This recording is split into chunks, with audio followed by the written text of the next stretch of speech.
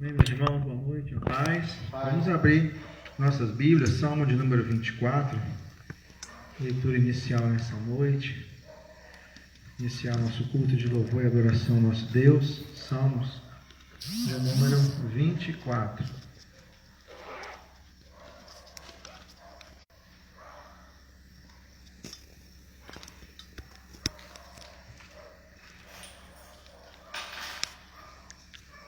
A partir do versículo de número 1, diz assim a palavra do nosso Deus: Ao Senhor pertence a terra e a sua plenitude, o mundo e os que nele habitam, porque ele fundou-a sobre os mares e sobre as correntes a estabeleceu. Quem subirá ao monte do Senhor? Este receberá do Senhor a bênção e a justiça do Deus da sua salvação. Esta é a geração dos que o buscam, dos que buscam a face do Deus de Jacó. Levantem as suas cabeças, ó portas, levantem-se, ó portais eternos, para que entre o Rei da Glória. Quem é o Rei da Glória? O Senhor forte e poderoso, o Senhor poderoso nas batalhas. Levantem as suas cabeças, ó portas, levantem-se, ó portais eternos, para que entre o Rei da Glória.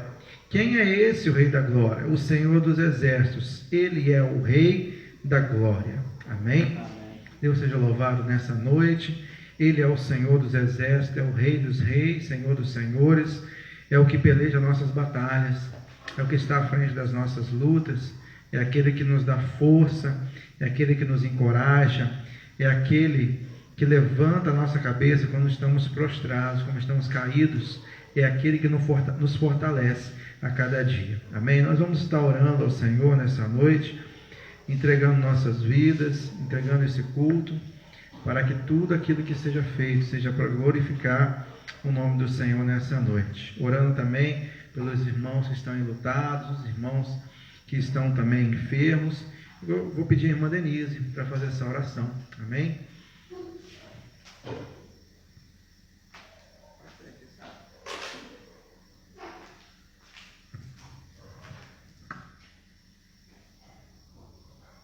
Obrigada, Senhor Deus.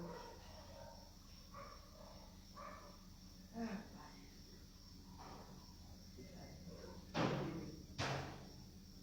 Estou na tua casa, Senhor. Obrigada porque nós estamos vivendo dias tão difíceis. Mas a certeza que nós estamos aqui para nós. Senhor, às vezes a gente questiona, até quando nós vivemos tão terríveis, tantas mortes, tantas pessoas queridas se foram, mas ainda assim eu olho para o teu santo nome. Muito obrigada, Senhor. Obrigada. Porque até aqui tem nos sustentado. Obrigada porque é o Senhor que nos guarda, é o Senhor que nos livra de todo mal.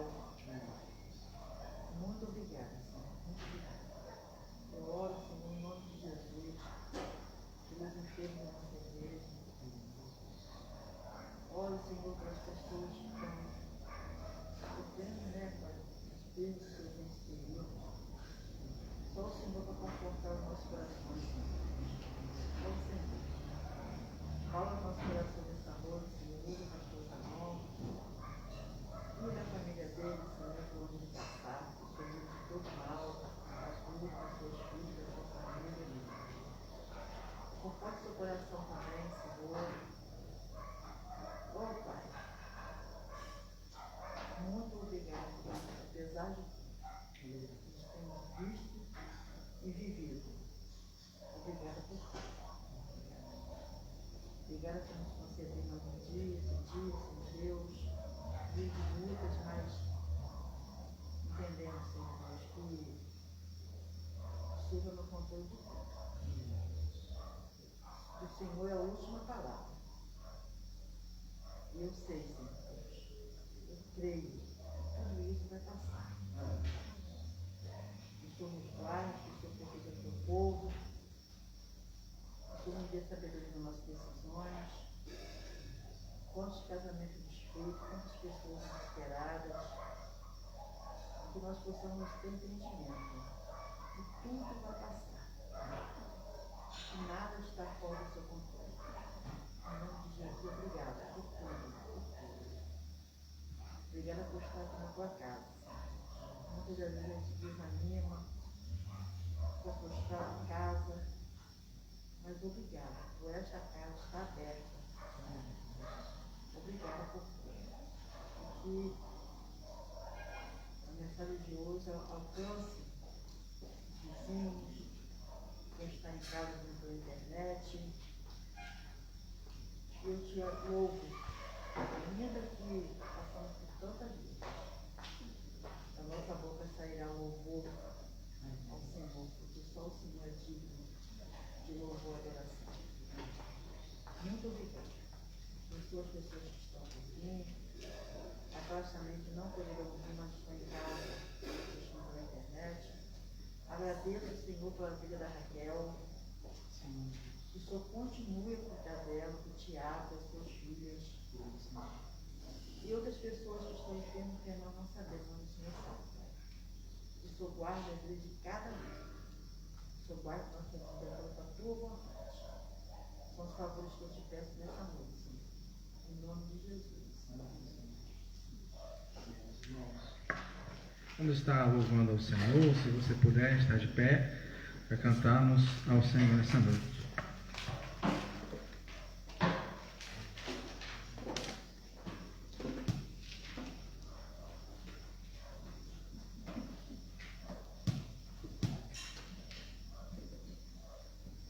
E som.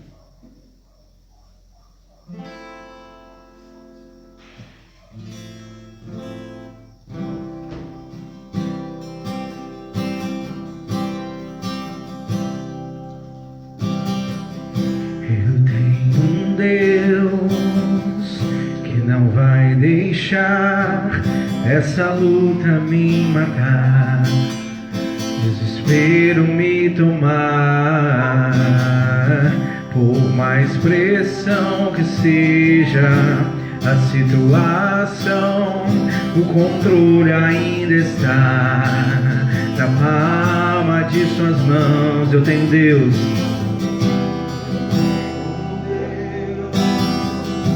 Não vai deixar essa luta me matar, desespero me tomar, por mais pressão que seja a situação, o controle ainda está na palma de suas mãos. Choro dura uma noite, mas a alegria ela vem pela manhã. Eu creio, eu creio. Choro dura uma noite, mas a alegria ela vem pela manhã. Eu creio, eu creio. Ainda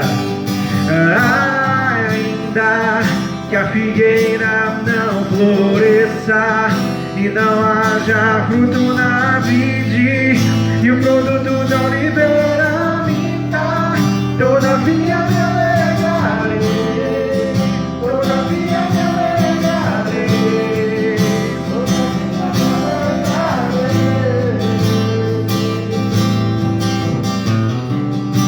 Ainda que a figueira não floresça e não haja fruto na vide, e o produto da oliveira minta, todavia me alegrarei, todavia me alegrarei, todavia me alegrarei.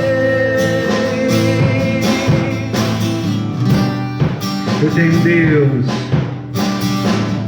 eu tenho Deus que não vai deixar essa luta me matar, desespero me tomar, por mais pressão que seja a situação, no controle ainda está, na palma de suas mãos. O choro dura uma noite, mas a alegria ela vem pela manhã. Eu creio.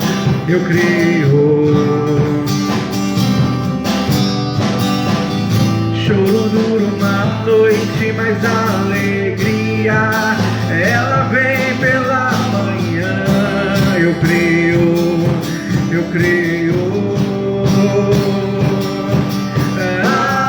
Ainda que a figueira não floresça, que não haja fruto na vide e o produto da oliveira minta, todavia me alegrarei, todavia me alegrarei, todavia me alegrarei.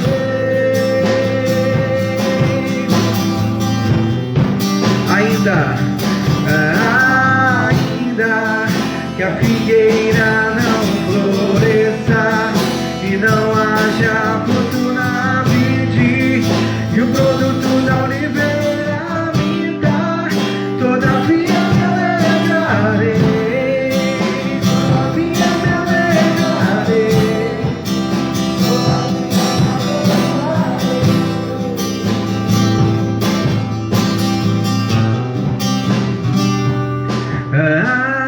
ainda que a figueira não floresça. Diga isso pro Senhor nessa noite. E o produto da oliveira, ainda assim me alegrarei. Nós nos alegramos, Pai, no Senhor nessa noite, porque o Senhor é o motivo da nossa alegria. O Senhor é o motivo, Deus, da nossa canção, apesar das circunstâncias. Ainda que a figueira não floresça e não haja fruto na vide,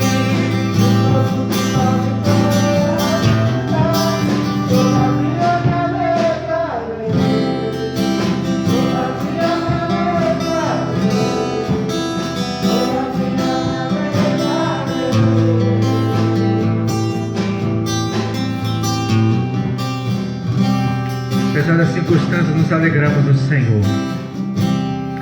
Sabemos, como a palavra do Senhor nos diz, que todas as coisas cooperam para o bem daqueles que amam a Deus. Amém? Vamos adorar o Senhor.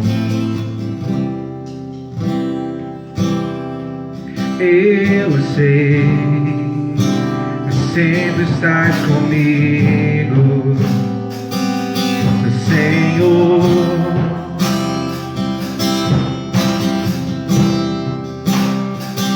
Também sei que nada acontece sem a tua vontade, mas preciso aprender a confiar em ti, mas preciso aprender a descansar em ti. Tu és meu Senhor,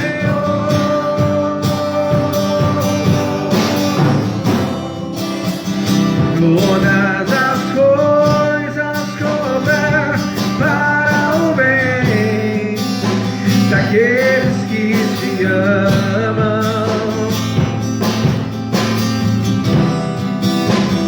Todas as coisas cooperam para o bem daqueles que te amam. Diga, eu sei. Eu sei, sempre estás comigo, Senhor.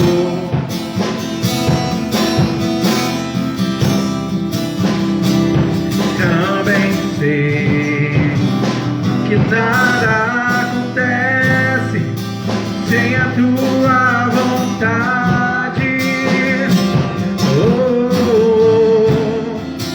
Mas preciso aprender a confiar em ti.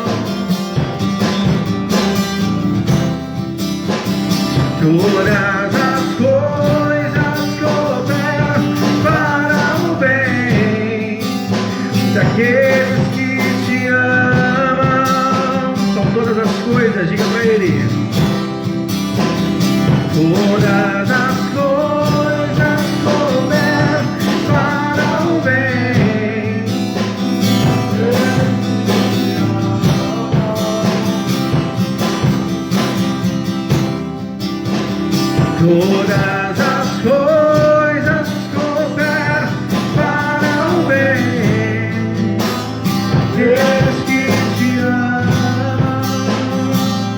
Todas as coisas.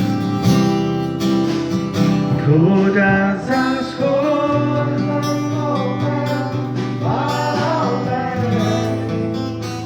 daqueles que te amam. Todas as coisas cooperam para o bem daqueles que te amam. Entregamos, Pai, diante do Senhor, nosso coração nessa noite.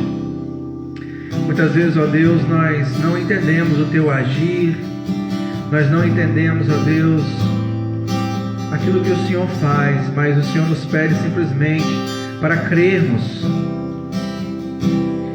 ó Deus, no Teu agir, para crermos, ó Deus, que o Senhor está sempre e sempre estará no controle das nossas vidas. Nada sai do controle do Senhor, nada sai do controle das Tuas mãos.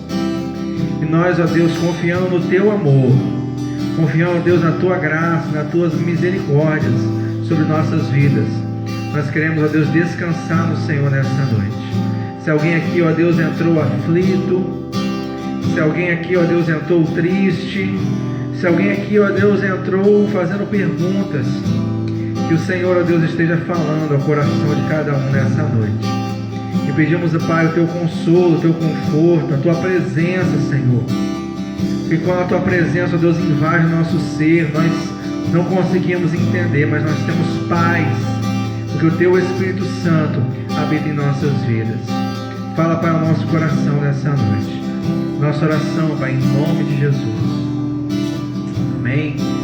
Você pode estar adorando ao Senhor, trazendo também o seu dízimo, sua oferta na casa do Senhor nessa noite. Amém.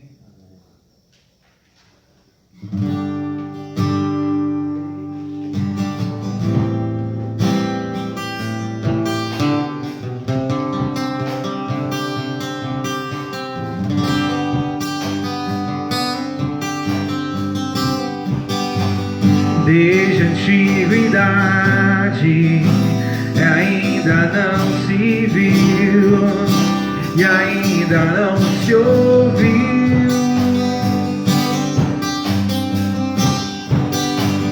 desde a antiguidade e ainda não se viu e ainda não se ouviu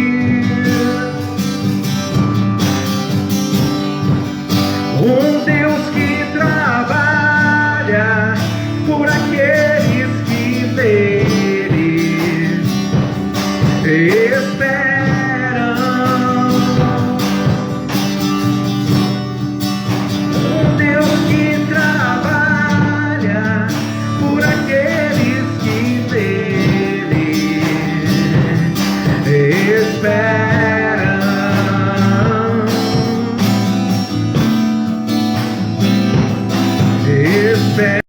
E ainda não se viu e ainda não se ouviu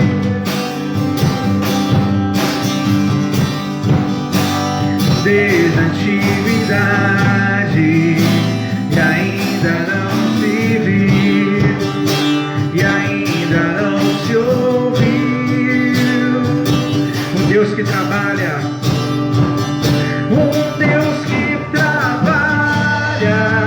por aqueles que nele esperam. Um Deus que trabalha por aqueles que nele esperam. Mais uma vez, Deus. Um Deus que trabalha por aqueles que nele esperam. Um Deus que trabalha por aqueles que nele esperam.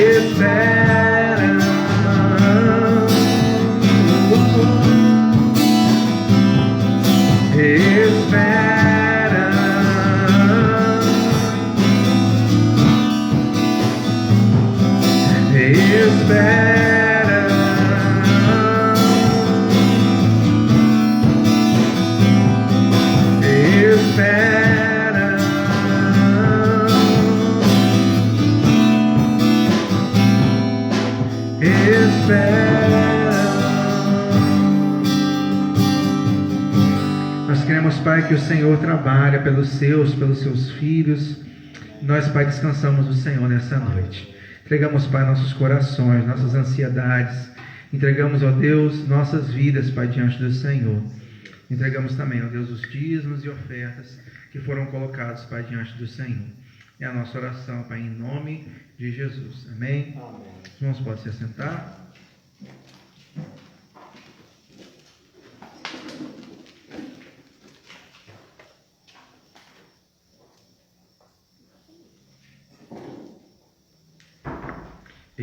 Meus irmãos, João capítulo de número 3, nós vamos dar continuidade à série de mensagens que estamos fazendo a respeito do Evangelho de João.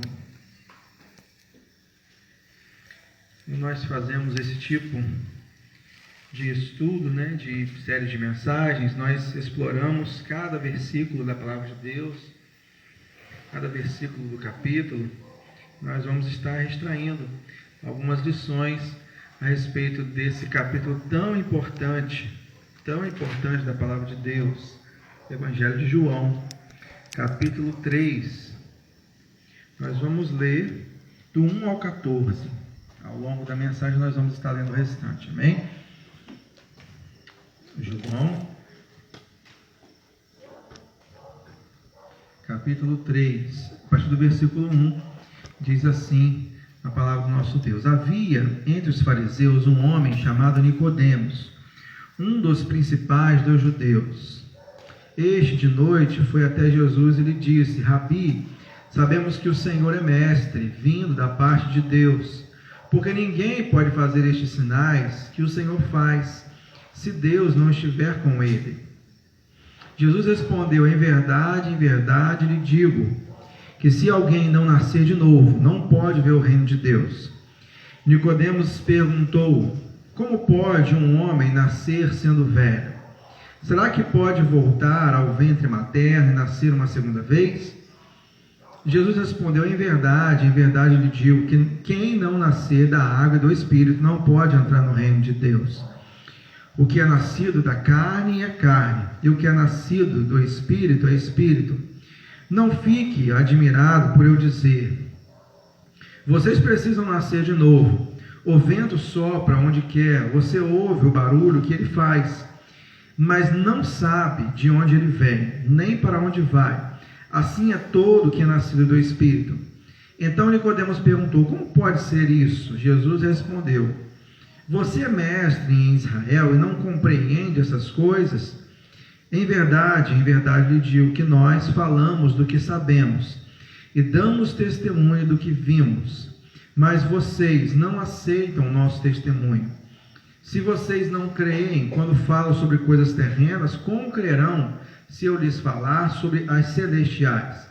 Ora, ninguém subiu ao céu a não ser aquele que de lá desceu, o Filho do Homem. E assim como Moisés levantou a serpente no deserto, assim também é necessário que o Filho do Homem seja levantado, para que todo que nele crê tenha vida eterna. Amém? Somente até aí. Vamos orar mais uma vez? Pai, nós agradecemos a Deus pela Tua palavra. Pedimos a Deus que ela venha grandemente, Pai, falar ao nosso coração nessa noite. Que o nosso coração esteja aberto para receber a semente que vem do Senhor. Ministra, Pai, em cada coração, segundo a necessidade de cada um.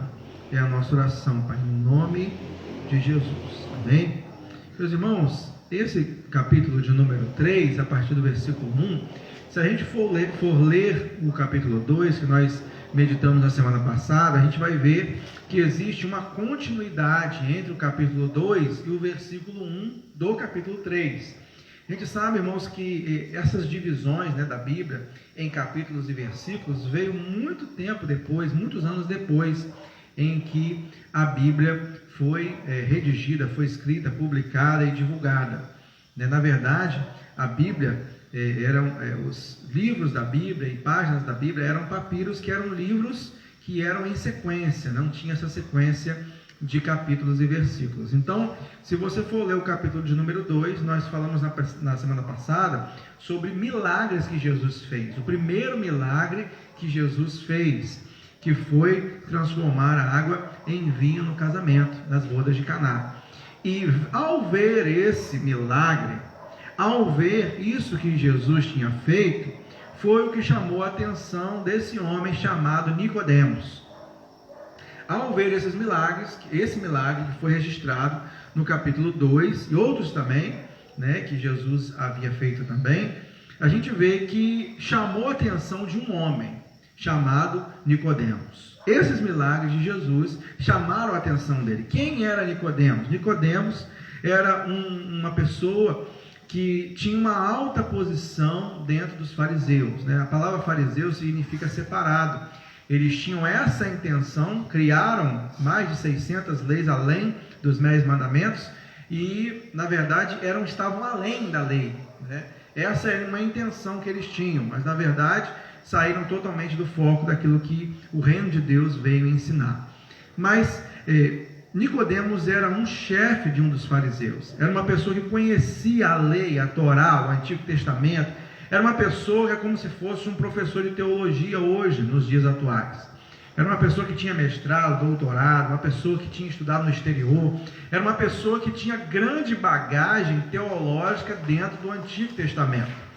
Só que o que chamou a atenção de Nicodemos foi aquilo que ele nunca tinha visto, que era a operação de milagres que vinha de Jesus. E aí no versículo de número 2, ele vai dizer assim, eu peço que você acompanhe comigo, ele vai dizer assim, este de noite foi até Jesus, ele diz, ele foi encontrar com Jesus à noite, provavelmente para que não fosse visto ali pelos sacerdotes, pelos fariseus também, que faziam parte da sua classe.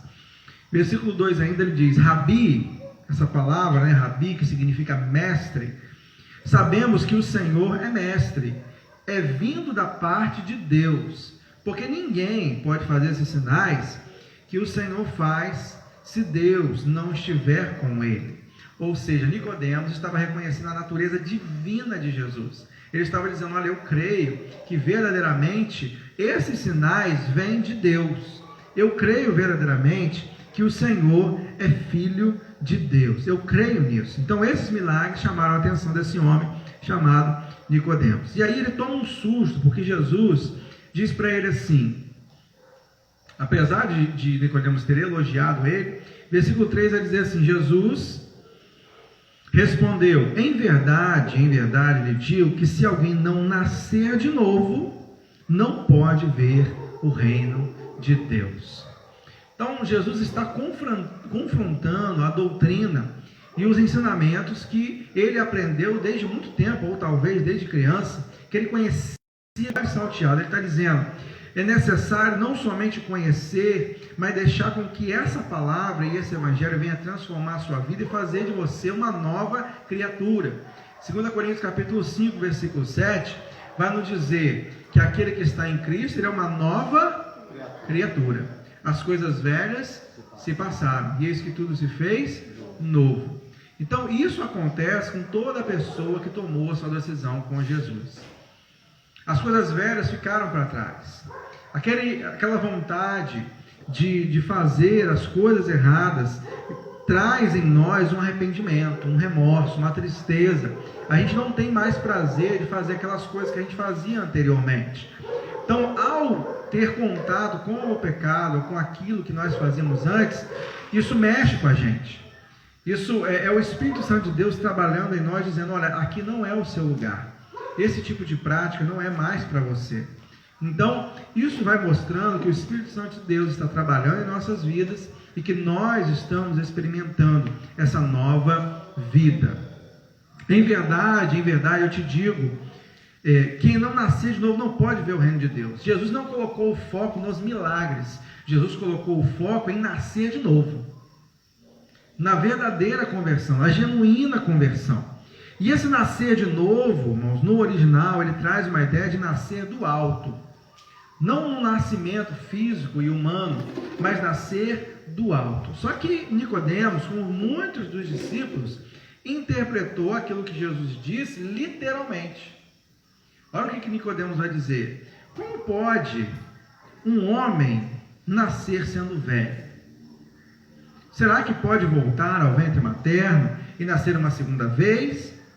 Como pode um homem, sendo velho, na idade que eu estou, nascer de novo? Como pode isso acontecer?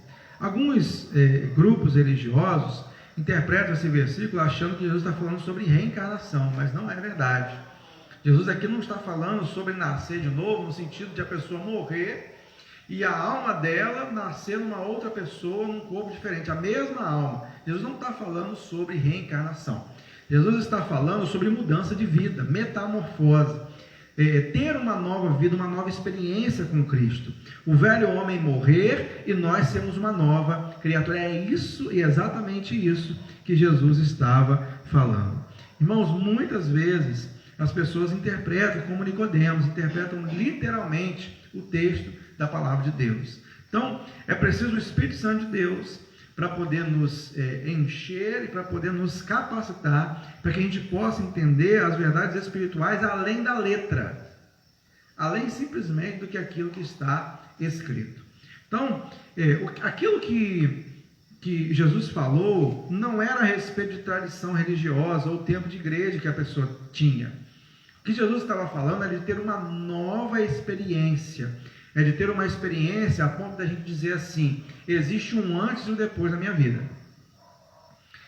Nós tivemos no ano passado uma série de mensagens sobre testemunho, seu testemunho me inspira, e vários irmãos deram testemunho do que aconteceu na vida deles. E o que é o testemunho? É você contar como era a sua vida antes, como a sua vida mudou e como é a sua vida hoje. Isso é testemunho, basicamente é isso. Ou seja, na vida de uma pessoa que teve encontro com Jesus, existe um antes e existe um depois. Não tem aquela sigla antes de Cristo e depois de Cristo. Então, isso é um novo nascimento. Isso é ser uma nova criatura. Irmãos, ele tinha anos de religiosidade, mas não tinha experiência nenhuma com Jesus. Ele tinha, irmãos, anos dentro de uma religião. Só que o que Jesus estava falando que tempo de religião não quer dizer nova experiência com Cristo. Muitos de nós, se a gente for contar o nosso testemunho, nós viemos de uma religião. Muitos de nós viemos de uma religião, seja qual ela for, e chegamos, encontramos com Jesus, conhecemos a palavra de Deus e entendemos que religião não salva. Não é a religião que vai nos salvar. Quem vai nos salvar é Jesus. Existe um sistema religioso que fazemos parte, mas antes de Cristo, nós vivíamos a gente batia o cartão no domingo à noite em uma religião. A gente se considerava praticante ou não praticante em uma religião. Para não dizer o nome, mas a gente se considerava religioso ou praticante, mas isso, irmãos, não muda necessariamente a nossa vida. O que muda é ter uma nova experiência com Jesus. É deixar com que essa nova natureza venha invadir o nosso coração. A única forma de se tornar parte da família de Deus é pelo novo nascimento. Nós temos uma família física, Silva, Ferreira, Braga, Gonçalves. A gente tem uma família.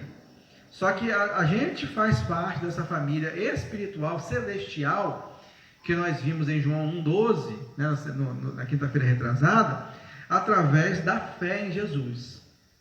Aí nós temos o nosso nome escrito no livro da vida.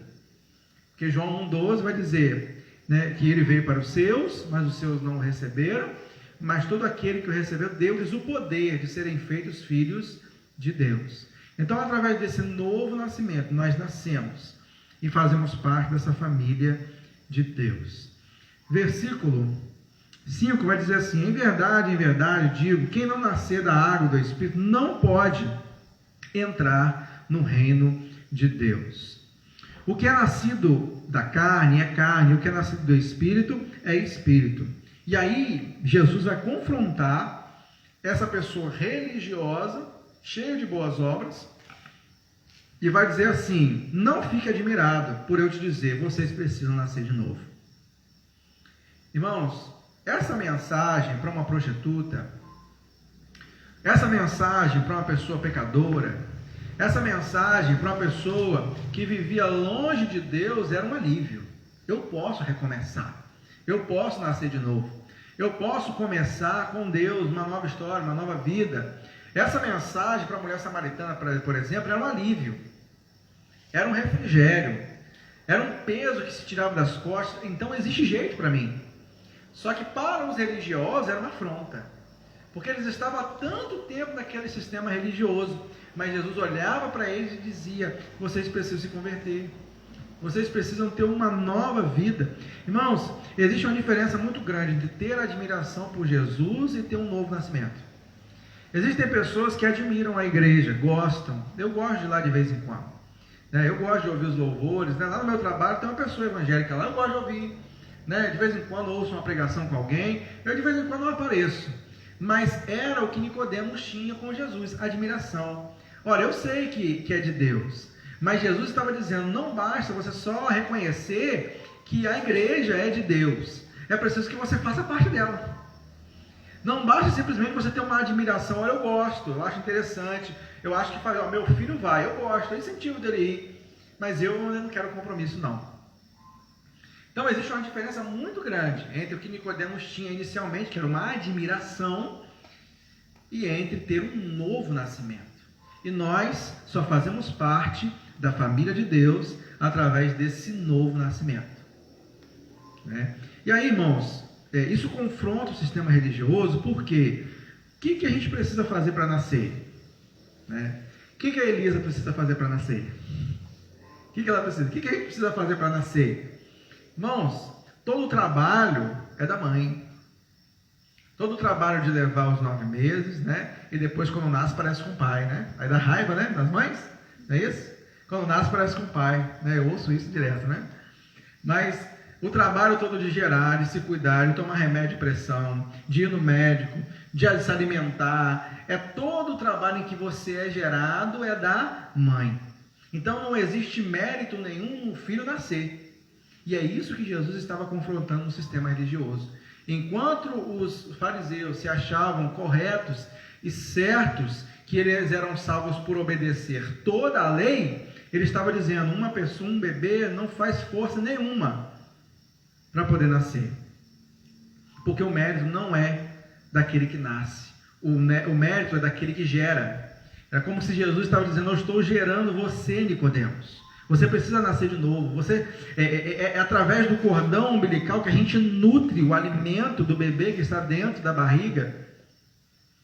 E através da palavra de Deus, através de Jesus, é como se Jesus estivesse falando: eu estou nutrindo você, Nicodemos, para que você nasça de novo. Não é pelo seu mérito, não é por você, pelo sistema religioso, mas é por aquilo que eu estou fazendo por você. É como se Jesus estivesse dizendo isso para ele. Não fique admirado, você precisa nascer de novo. O vento sopra onde quer, versículo 8.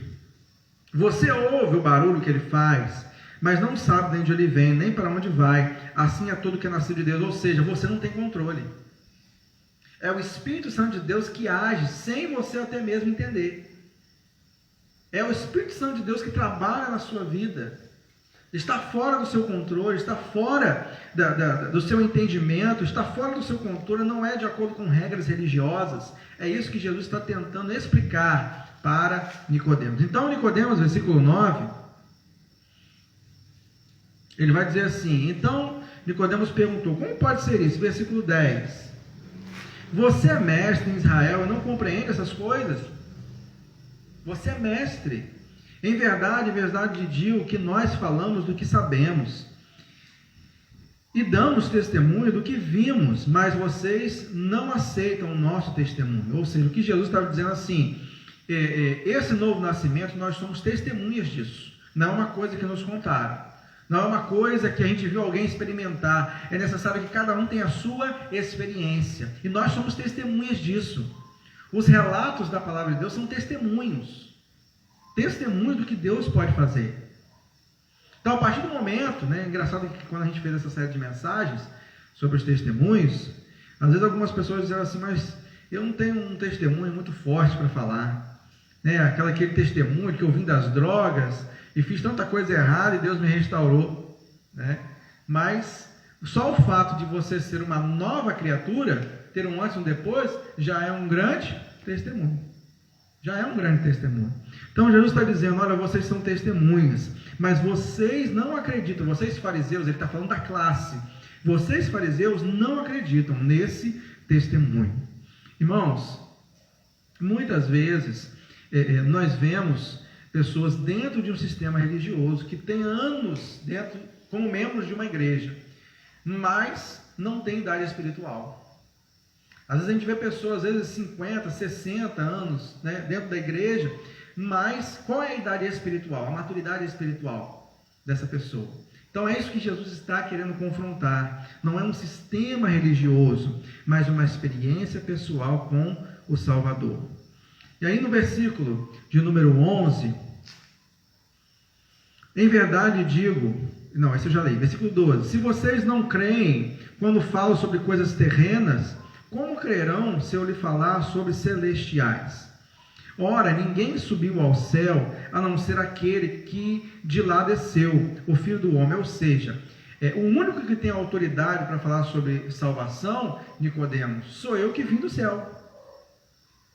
Eu sou o único que tenho autoridade para poder falar do céu, das coisas do céu, porque eu sou o único que vim de lá.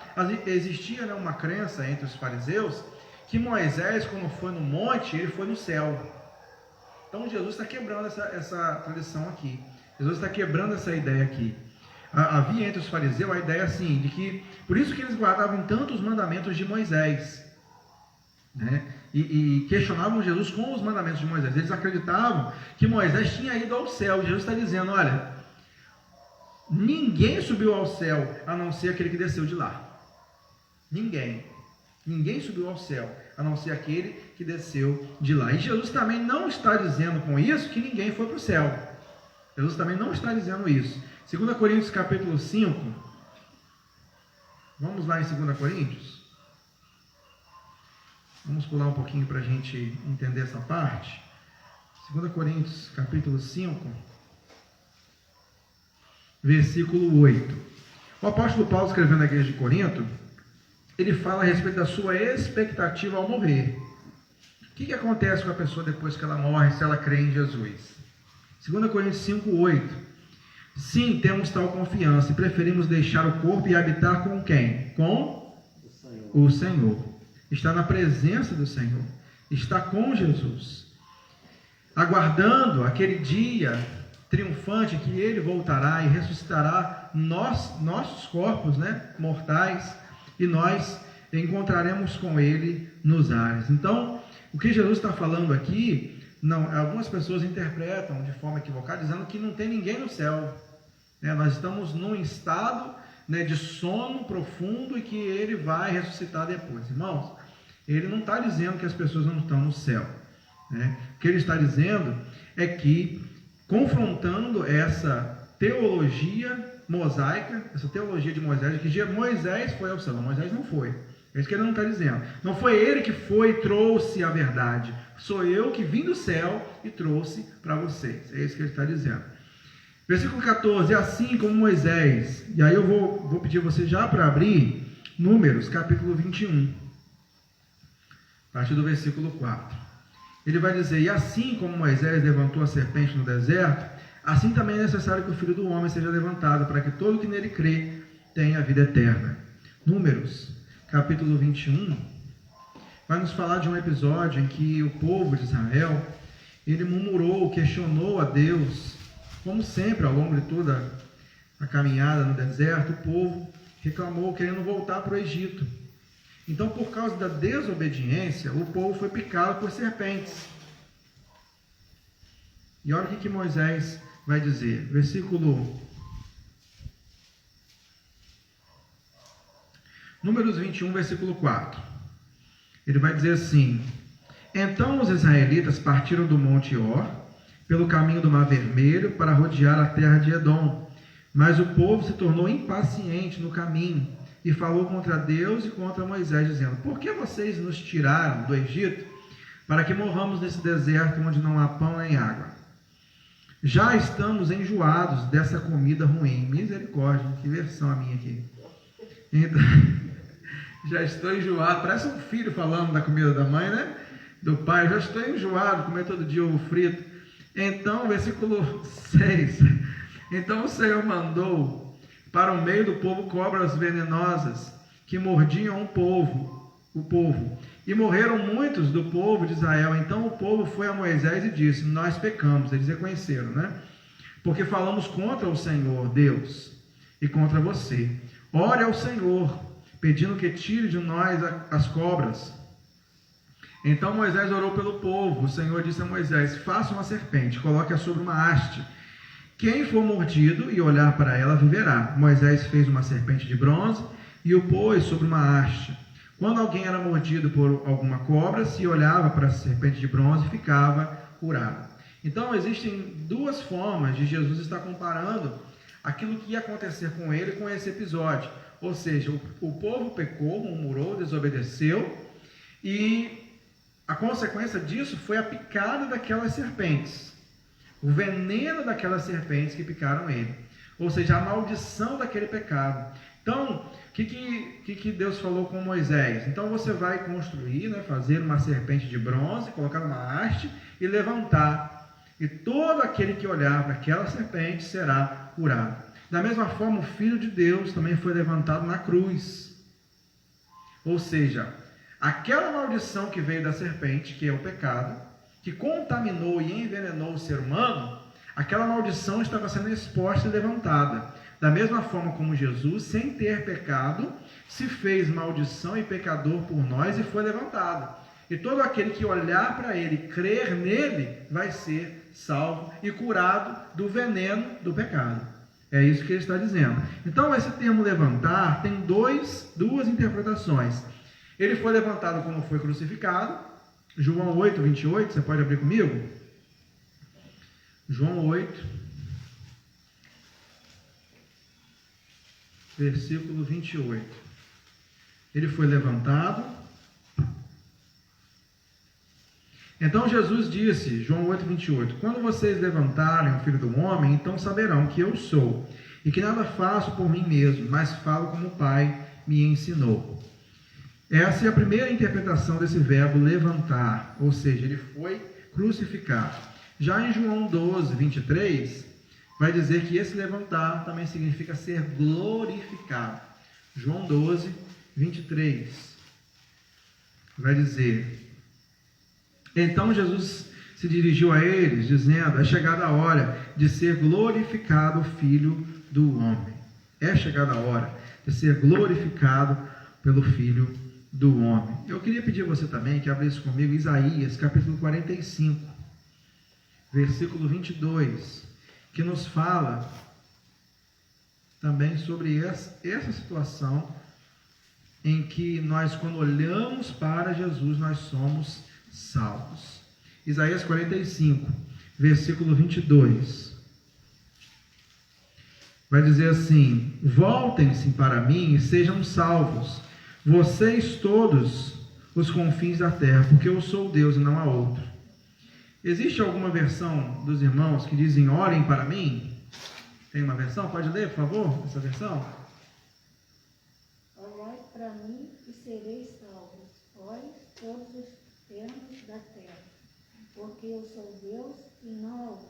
Isso, essa versão é até melhor, que a gente pode comparar exatamente sobre esse episódio em que Jesus fala que vai ser que a serpente tinha que ser levantada para que as pessoas olhassem para aquela serpente e fossem salvos. Então, olhem para mim e sejam salvos. Irmãos, se a gente olhar para as nossas obras, a gente não vai ser salvo. Se a gente olhar para os nossos pecados, aí mesmo que não vai. Se a gente olhar até para o homem, para o líder religioso, você não vai ser salvo por olhar para ele. Você vai ser salvo por olhar para Jesus. Ele é o autor e consumador da nossa fé. Vamos voltar lá em João, capítulo 3. Olhai para mim e sejais salvos. Então, irmãos, nós estamos aqui a partir do versículo 16, um dos textos mais conhecidos, mais utilizados quando a gente evangeliza. Versículo 16: porque Deus amou o mundo de tal maneira que deu o seu Filho unigênito, para que todo aquele que nele crê não pereça, mas tenha a vida eterna. Que mundo é esse que Jesus, que Deus amou? O mundo não é a terra, o globo terrestre, mas são as pessoas. Deus amou o mundo de tal maneira que deu o seu Filho unigênito. O amor de Jesus, ele não fica simplesmente nas promessas. O amor de Jesus, ele se concretiza nas atitudes. Porque Deus amou o mundo de tal maneira, ele tomou essa atitude de amar a mim e a você, de tal maneira que entregou o seu Filho unigênito, ou seja, o seu único Filho, para que todo aquele que nele crê não pereça, mas tenha vida eterna. A salvação se tornou acessível a nós, através da atitude de Deus em ter dado o seu único Filho. Deus amou o mundo de tal maneira. É interessante observar, irmãos, que Jesus disse, uma vez, uma pessoa disse que esse versículo é como se fosse o coração da Bíblia, Todas praticamente as verdades fundamentais do Evangelho estão nesse versículo. Que o Pai procura os verdadeiros adoradores, em espírito e em verdade, um dos textos também mais conhecidos, também para uma pessoa, como Jesus, ele mostrando a importância também do evangelismo pessoal, de falar, mesmo que não seja para a multidão, mas seja para uma pessoa.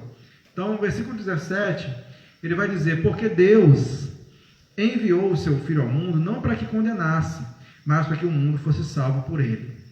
Quem nele crê não é condenado, mas o que não crê já está condenado, porque não crê no nome do unigênito, Filho de Deus. Irmãos, ele não veio para condenar. Jesus não veio para decretar sentença de morte para as pessoas, porque quem não crê nele já está condenado. Quem não crê nele, já existe uma sentença sobre ele. Só que é engraçado a gente observar que às vezes a gente ouve pregações terroristas. Eu não sei se você já ouviu alguma pregação terrorista, Uma pregação que você... Deus não tem misericórdia em nada e Deus tem prazer em jogar a pessoa no inferno. Deus, ele tem prazer em condenar. Deus parece que joga a pessoa no inferno dando risada, porque é uma pregação meio que terrorista. Mas Deus, ele não esconde a verdade, dizendo que sem ele nós já estamos afastados dele e condenados. Mas ele veio para salvar, buscar e salvar aquilo que se havia perdido. Versículo 19, que tipo de condenação é essa? A condenação é esta, versículo 19. A luz veio ao mundo, mas os homens amaram mais as trevas do que a luz, porque as suas obras eram más. Ou seja, ele não está falando ele está se referindo justamente à admiração que Nicodemos tinha. Não basta só ter uma admiração, você tem que me amar primeiro. Não basta simplesmente você gostar de aparecer de vez em quando. É preciso que eu esteja em primeiro lugar na sua vida. Porque eles amaram, porque a gente pode amar alguém, mas eu posso amar mais alguma outra pessoa do que esse alguém. Então é isso que Jesus está falando. Não basta você só gostar ou ter admiração, mas aqueles que rejeitam a luz é porque amaram mais as trevas. E é interessante observar que nas trevas os pecados são encobertos, escondidos. Então quando eu vou para a luz, eu exponho o meu coração, a minha vida e os meus pecados. Então eles amaram mais as trevas. Eles ficaram na obscuridade, eles ficaram na escuridão. Versículo 20, pois todo aquele que pratica o mal detesta a luz e não se aproxima da luz, para que as suas obras não sejam reprovadas. E aí a gente entende um pouco, porque muitas vezes a gente incomoda outras pessoas que não são de Jesus. Muitas vezes a gente incomoda, Muitas vezes só de a gente chegar num ambiente a pessoa muda de humor. Muitas vezes só pelo fato de a gente cantar um louvor, aí o vizinho vai lá e aumenta o forró. Por quê? Porque a luz incomoda as trevas. Porque a gente começa a falar de Deus e a outra pessoa começa a xingar lá. Porque a gente de alguma forma, porque, irmãos, existe luz. Se a gente entregou a nossa vida para Jesus, a gente é luz. Nós somos de Jesus e a luz incomoda as trevas. A luz incomoda. Todo aquele que pratica o mal detesta a luz, ele odeia, mas não é porque odeia você, não, é porque odeia o que está em você. E automaticamente vai odiar você também. Vai no pacote. Tem situações, irmãos, que só você dizer eu aceitei Jesus, você perdeu metade dos seus amigos. Você perdeu grande parte deles. Principalmente se a gente veio de uma família tradicional, de uma religião tradicional.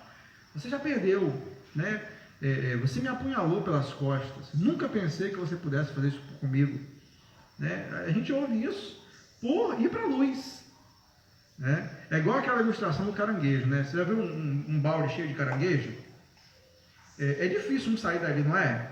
Porque ele começa a tentar sair, aí vem o outro e puxa, para não deixar ele sair. Parece que a gente está como um balde num caranguejo. A gente quer ir para a luz e vem o outro e puxa. Não. Fica no bar comigo, fica no vício comigo, fica nas mesmas práticas comigo. Porque quando a gente, irmãos, é por isso que a gente, como cristão, a gente tem que ter coragem, tem que mesmo ter ousadia, posicionamento, porque eu estou na luz. Eu posso não ser a maioria, posso ser o único cristão na minha família, mas eu estou na luz. Com Deus eu sou a maioria, amém? Eu estou na luz. Por mais que meu esposo, minha esposa não seja, a luta seja grande, eu estou na luz. E se eu estou na luz, Deus está do meu lado. E se Deus está do meu lado, o diabo vai me odiar, mais ainda. Porque eu não estou mais fazendo a vontade do diabo, eu estou fazendo a vontade de Deus. Versículo 21, quem pratica a verdade se aproxima da luz, para que as suas obras sejam manifestas, porque são feitas em Deus. Quem pratica a verdade não tem problema de estar na luz. Não tem problema. Eu não tenho problema de expor a minha vida, eu não tenho problema de mostrar, não tenho, porque eu não devo nada. Né? E aí, irmãos, a partir do versículo 22, a gente vai ver a figura de João Batista também entrando em cena.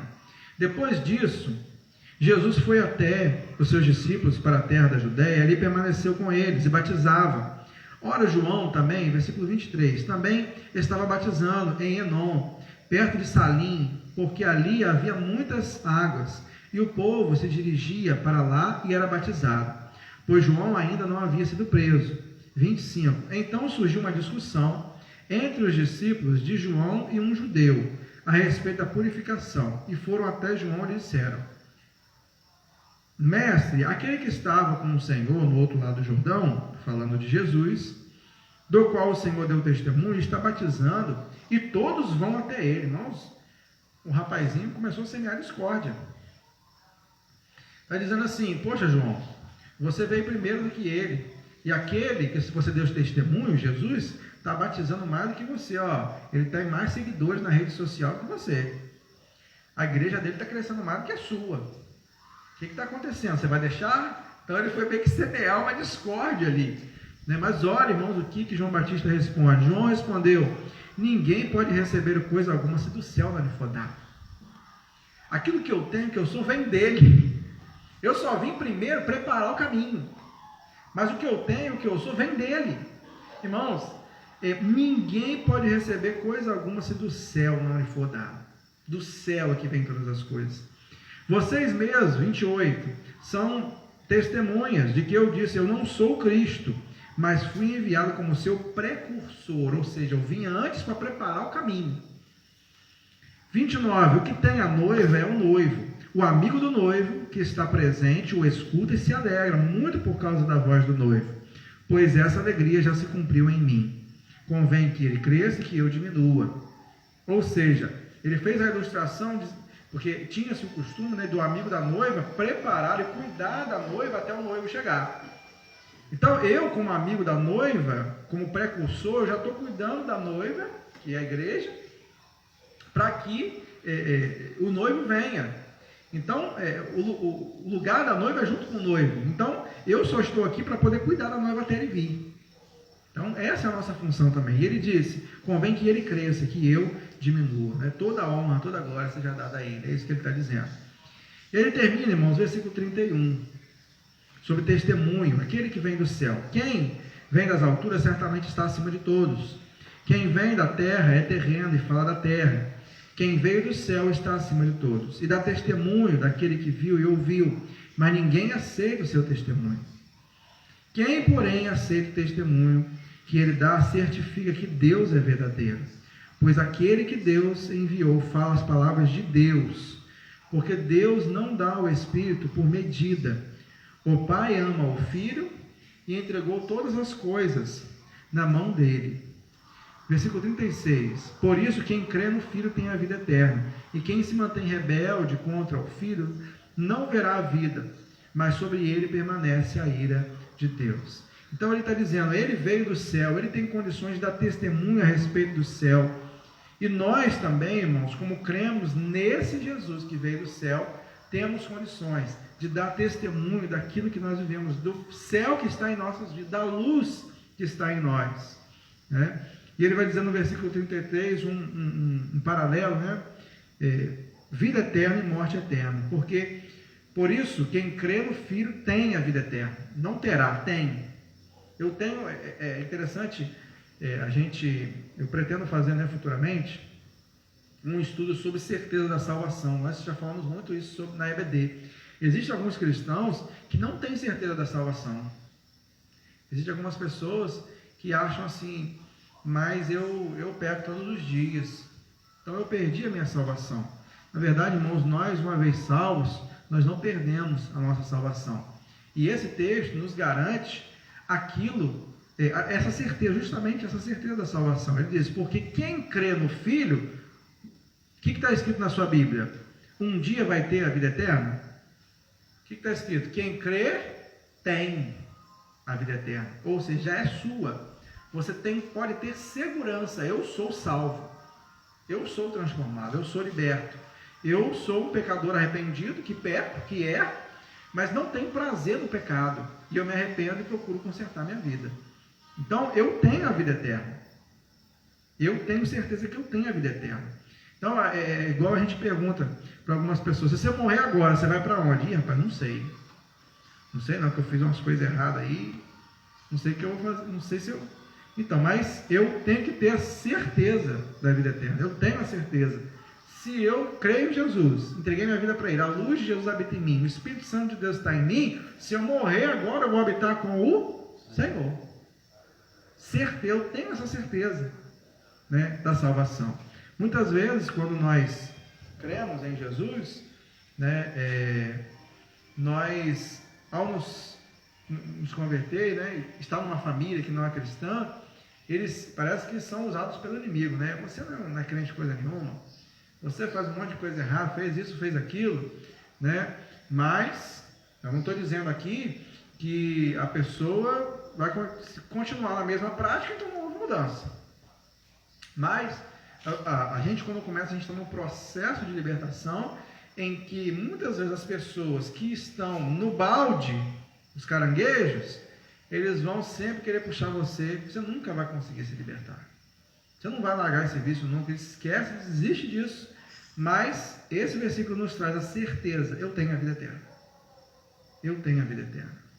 Apesar da condenação presente, Deus continua chamando pecadores ao arrependimento.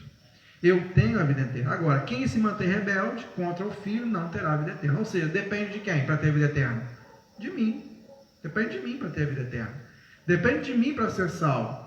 Dependendo da minha escolha, dependendo daquilo que eu fizer, da minha escolha, não das minhas obras, mas das minhas escolhas, de crer ou não em Jesus, eu tenho ou não a vida eterna. Mas esse mérito não é meu, né? Esse mérito não é da criança que vai nascer. Esse mérito é do ventre que gerou. Todo o sacrifício foi dado na cruz por nós, para que a gente tenha a vida eterna. Então, nós temos a certeza da salvação a partir do momento que nós cremos em Jesus pela obra que Ele fez na cruz por nós. E então temos essa certeza da nossa salvação. Amém? Vamos ficar de pé para nós orarmos, encerrando o culto dessa noite. E os irmãos que possam estar fechando seus olhos. Pai, em nome de Jesus, muito obrigado, Deus, pela certeza que nós temos, ó Deus, da salvação em Cristo Jesus. Pai, muito obrigado, ó Deus, porque nós não temos somente uma admiração pelo Senhor.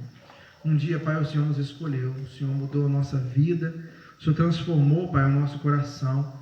E muitos de nós, ó Deus, fazíamos parte de um sistema religioso. Mas o Senhor operou uma obra, ó Deus, de novo nascimento em nossas vidas. E a cada dia, Deus, nós precisamos nos arrepender. Cada dia, Pai, precisamos buscar estar na presença do Senhor.